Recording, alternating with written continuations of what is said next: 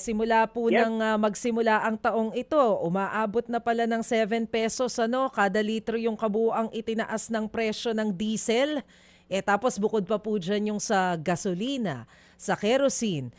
Ano po ba ang aasahan natin? Every Tuesday ang taas ng presyo, adjustment, ano po?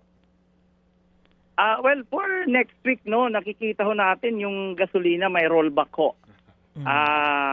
Baka umabot po tayo ng around 30 centavo per liter.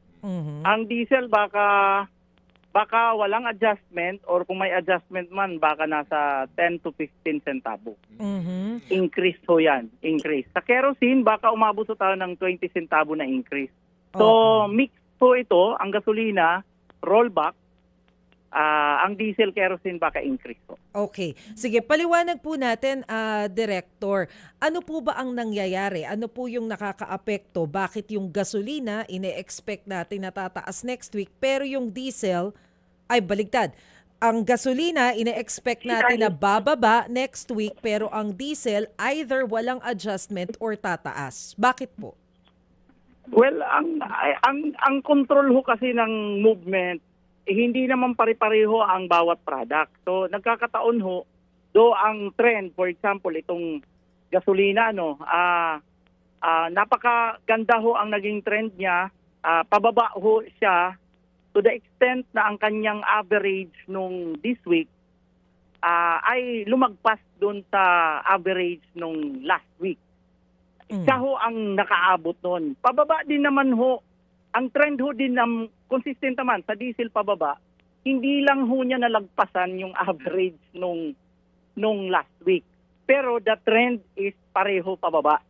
Kerosene pababa din ho. Hindi lang ho siya nakaabot na mas mababa ang average ngayong week kumpara sa last week.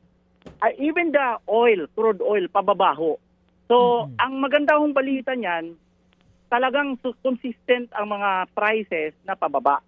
Hindi nga lang kaagad naramdaman dahil hindi niya naabot yung na-overcome niya yung average nung last week. Doon sa dalawang product, which is diesel ang kerosene. Baka next week ko, lahat na ho ng product, kung tuloy-tuloy ito magbaba, lahat ng product ko baka pababa na. Mga kapatid, brothers and sisters, saan ka pa? Dito na tayo sa totoo.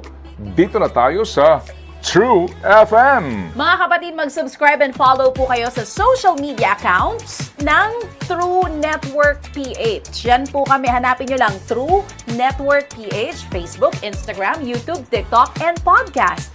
Mapa-Apple or Spotify man yan, mahahanap nyo kami. Lahat ng mga napapanood at napapakinggan nyo po sa programa, nasa social media accounts namin yan. So, paano mga kapatid? See you sa social media!